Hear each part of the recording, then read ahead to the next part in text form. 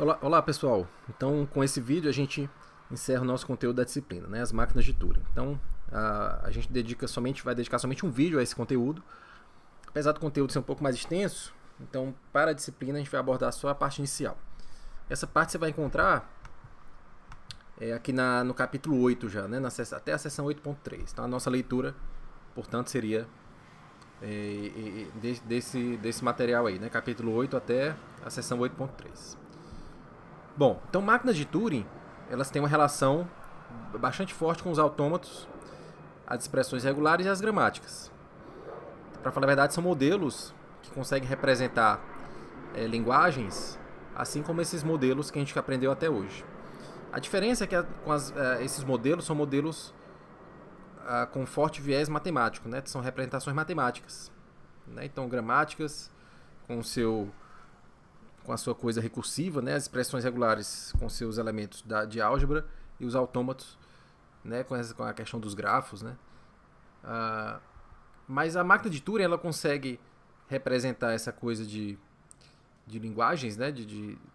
Ela consegue representar linguagens usando uma estrutura abstrata muito parecida com um computador.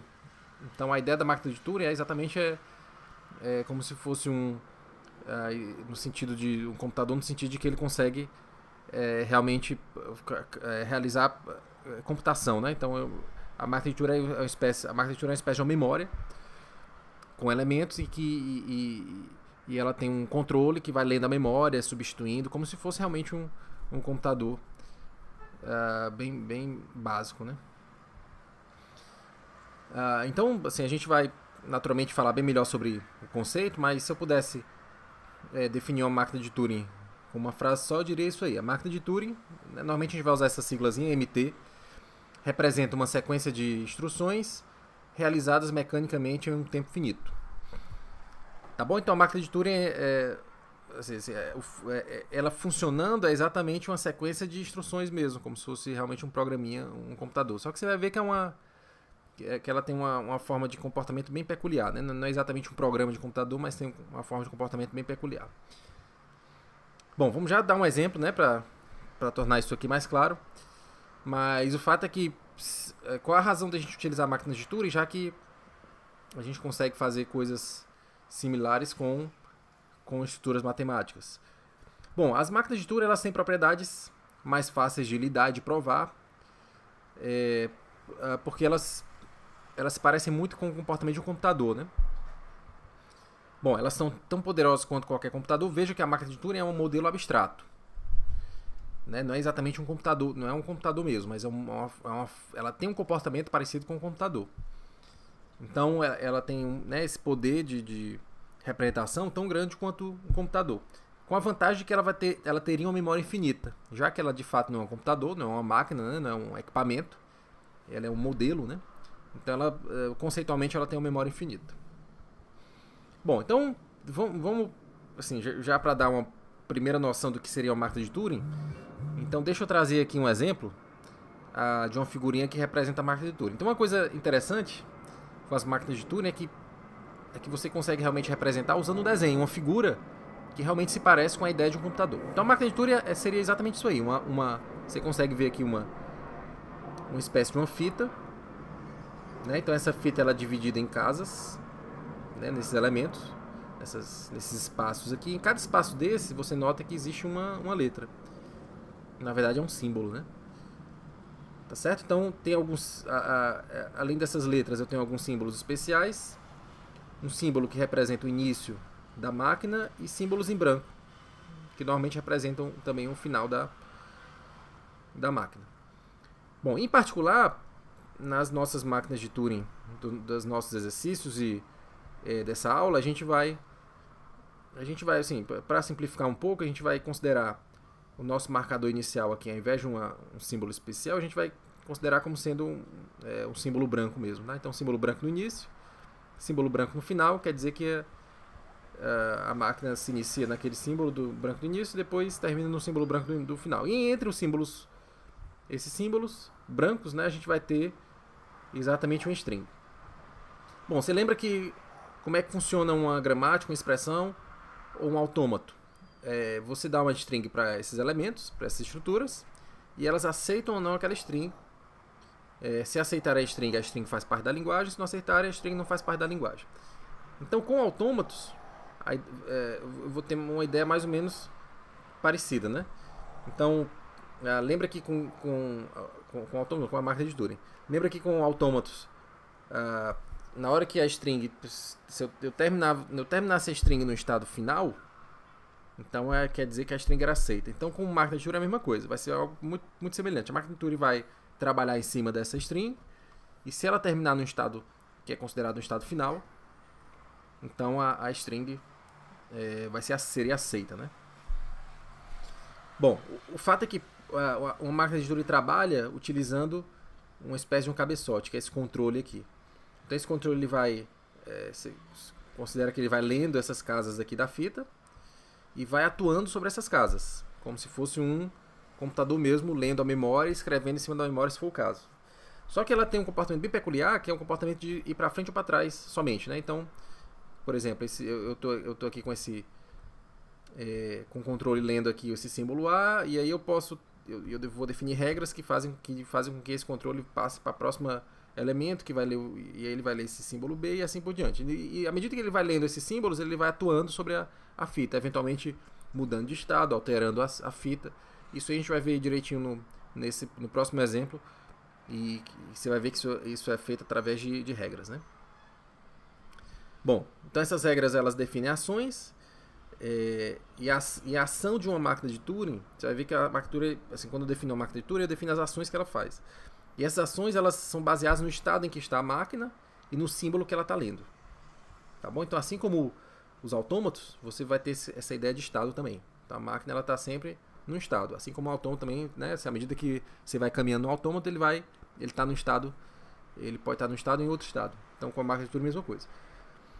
Tá bom? Então, à medida que a máquina de Turing vai passeando pela fita, ela vai assumindo estados, e esse estado pode fazer, né, e essa ação, né, de percorrer a máquina pode fazer com que a máquina tenha que mudar, inclusive, os valores que estão escritos lá na fita.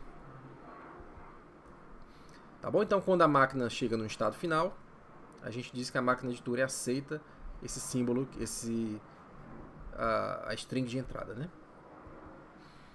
Bom, então você vai ver que a definição teórica da máquina de Turing é muito parecida com a definição dos autômatos. Você tem um conjunto de estados, você tem um alfabeto, eu chamo de alfabeto da fita, que são símbolos que formam as strings. Bom, em particular você tem os símbolos que formam os símbolos que estão lá na fita são os símbolos da string, que é o sigma aqui. E você tem também os símbolos de início e o vazio, né? O de início é aquele lá que a gente tinha visto no exemplo anterior, mas que eu falei para você que basicamente a gente usa sempre o símbolo de branco, né? O símbolo de vazio, inclusive para representar o início da fita, para poder simplificar aí nossa vida. Bom, a gente vai ter a função de transição, que com as regras de transição, bem parecido com a ideia de autômatos, só que essa função de transição ela determina, no caso da máquina de Turing, também o movimento do controle. Bom, vamos ter o estado inicial da máquina e vamos ter os estados finais em que ela pode, que garantem que a máquina aceita as strings.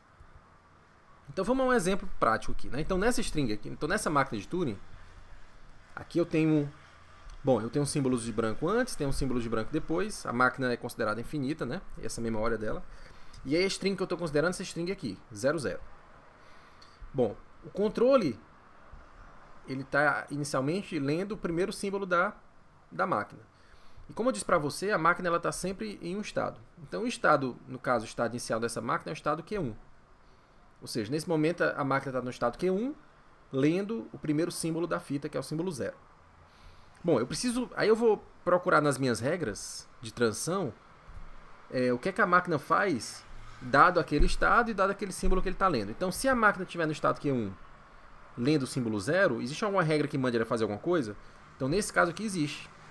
Então, a regra também é parecida lá com a ideia de autômatos. Né? A funçãozinha, a função de transição, estado Q1, símbolo 0, ela diz o seguinte, ó, é um pouquinho diferente dos autômatos, porque eu tenho um terceiro elemento aqui, que eu vou já dizer o que é. Então, essa regra me diz o seguinte: se eu estou no estado Q1 lendo o símbolo 0, eu passo para o estado Q2, esse símbolo 0 eu troco por 1 e caminho para a direita. Então, essa letra D representa o percurso ou o passo para a direita. Então, você viu aqui que a máquina fez o movimento, né? Então, ela está agora no estado Q2, conforme a regra. Aquele 0, né, se transforma em 1, porque a regra diz isso, o valor do 0 vira 1. E ele caminhou para a direita realmente. Então, a máquina agora está lendo aqui o 0 da direita. Bom, aí eu vou procurar se é que existe uma regra que fale sobre o Q2. Bom, se houver uma regra que fale sobre o estado Q2, lendo o símbolo 0, eu vou obedecer essa regra. E assim por diante. Tá bom? Então aqui eu coloquei só um exemplo bem simples mesmo, de uma única transição. Mas você vê que a máquina de Turing é formada por diversas dessas regras de transição. Tá? Então, em particular, aqui essa máquina não está fazendo nada de especial. Não tem outras funções, né? Aqui foi só para ilustrar como é que funcionaria, portanto, uma função de transição como essa, das máquinas de Turing. Tá bom? Então, só para dar uma definição um pouco mais detalhada, uma função de transição, portanto, ela tem a forma, essa forma aqui, né? Um estado e depois um símbolo. Né? Então, Q é um estado que a máquina está e Z é o símbolo que ela está lendo. Então, se ela está no estado Q lendo o símbolo Z, então a regra que eu estou definindo aqui é a seguinte: do estado Q ela passa para o estado P. O símbolo Z que tinha na fita é transformado no símbolo Y, que pertence ao alfabeto, né, naturalmente, e ela caminha segundo essa direção. A direção ou é esquerda ou é direita. Tá bom? Ou ela dá um passo para a esquerda, dá um passo para a direita. Sempre um passo só, nunca mais do que isso. Tá bom? Então isso é a forma como se define as minhas transições. Tá bom? Esse basicamente é o coração da máquina de Turing, né? As transições que ela deve obedecer. Tá bom? Vamos então dar um exemplo de uma máquina completa. Né? Então nessa minha máquina de Turing eu tenho como estado inicial o estado Q e como estado final o estado F. Tenho somente dois estados, Q e F, Q inicial, F final. Eu tenho somente os três símbolos, o símbolo 0 e o símbolo 1 e o símbolo branco. Né? 0 e 1 são do alfabeto e o branco é o que indica, né, o início e o fim da fita, né, da máquina. E as minhas duas regras são essas. Se a máquina estiver no estado Q e estiver lendo o símbolo 0, mantém o estado Q, mantém o símbolo 0 e dá um passo para a direita. Se a máquina estiver no estado Q e estiver lendo o símbolo 1, ela passa para o estado F, final, mantém o número 1 e dá um passo para a direita. Basicamente o que essa máquina faz é procurar dentro da minha string se existe um número 1. Você vê que sempre que ela vê um 0, se ela começar por um 0, né, a string começa por 0, ele dá o passo para a direita e não faz nada. Mantém o estado, mantém o 0. E assim ele vai até encontrar 1. Na hora que ele vem 1, esse estado Q passa para F e mantém o 1 e dá um passo para a direita. Veja que nesse momento a máquina está no estado F e não existe nada que ela deva fazer, porque não existe nenhuma regra que fale do estado F. Isso quer dizer que a máquina não tem mais o que fazer, ela fica parada. Aí você vai olhar para o símbolo da máquina, para o estado da máquina. Se o estado for o estado final, quer dizer que a string é aceita. No caso do F, né, seria aceita. Vamos dar um exemplo. Então eu estou aqui com a string 00 e estou aqui com as minhas regras que eu coloquei aqui em cima para seguir as minhas regras. Então estou no estado Q, estado inicial, lendo o símbolo 0. O que é que eu faço? Mantenho o estado Q, mantenho o símbolo 0, dou um passo para a direita. Pronto. Em seguida, estou no estado Q, estou lendo o símbolo 0. O que é que eu faço? Mesma regra. Dou um passo para a direita, mantenho o estado, mantenho o símbolo 0. Bom, veja que agora eu estou no estado Q lendo o símbolo branco. Existe alguma regra que fale sobre isso? Não existe. Isso quer dizer que eu mantenho o estado Q, não faço nada com o símbolo, não tenho mais o que fazer, a máquina fica parada e agora o que eu preciso avaliar é se esse estado que ela está é o estado final. Q é estado final? Bom, Q não é estado final, portanto a máquina terminou no estado que não é estado final, portanto a string 00 não é aceita. De fato ela não deveria ser aceita porque não existe um 1 nessa string. Tá bom? Então não há mais regras aplicáveis, o estado não é final, portanto não aceita a string. Bom, vamos agora fazer um exercício, que é o seguinte, ó, se quiser dar uma pausa no vídeo e tentar fazer, é melhor ainda. Você vai simular a execução da máquina de Turing do exemplo anterior para a seguinte string, 0010. Então aqui já seria a solução, né? Bom, então 0010. Estou no estado inicial 0, estou no estado inicial Q, lendo o símbolo 0. Então a regra me diz que eu devo manter o estado Q, manter o símbolo 0 e dar um passo para a direita. Mesma coisa, Q0 de novo, né? Estado Q, lê o símbolo 0, dou um passo para a direita. Bom, nesse momento estou no estado Q, lendo o símbolo 1. Então o que ele diz? Para eu mudar para o estado F, manter esse 1 e dar um passo para a direita. Pronto, estou no estado F nesse momento. Não existe nenhuma regra que se aplique ao estado F. Isso quer dizer que a máquina para.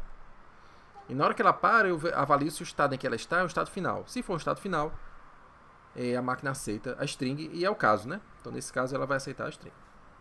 Tá bom? De fato, tem que aceitar, porque a string tem um 1, né? Então, basicamente, a minha máquina de Turing, o objetivo dela é procurar o dígito 1 dentro da minha string. Tá bom? Não há regras aplicadas, o estado é final, portanto, a string é aceita. Bom, vamos encerrar, portanto, esse vídeo com um exercício. Então, mais uma vez, eu peço para você tentar fazer o exercício. Bom, esse exercício aqui já vai ser um exercício que você vai levar, né, lá para a sala de aula, e eu vou considerar que você viu o vídeo, né, entendeu direitinho o conceito, fez a leitura, se você trouxer a solução desse exercício, tá bom? Então ele diz assim, projete uma máquina de Turing para a seguinte linguagem. A linguagem é formada pelas strings W, vamos só entender essa notação aqui, né? A linguagem é formada pelas strings W, tal que o W pertence a B asterisco, quer dizer que a string é formada por A's e B's, basicamente é isso que ele quer dizer. E o quarto símbolo da string é A. Ou seja, você vai ter que aceitar, a máquina de Turing vai ter que aceitar a string desde que o quarto símbolo seja A. Então você pode ter os 3 primeiros símbolos, qualquer coisa, A ou B. Você pode ter o quinto, o sexto e assim por diante, qualquer coisa também. Não existe limite para o tamanho, né, da string. Mas o fato é que se o quarto símbolo for a letra A sua máquina de Turing tem que aceitar.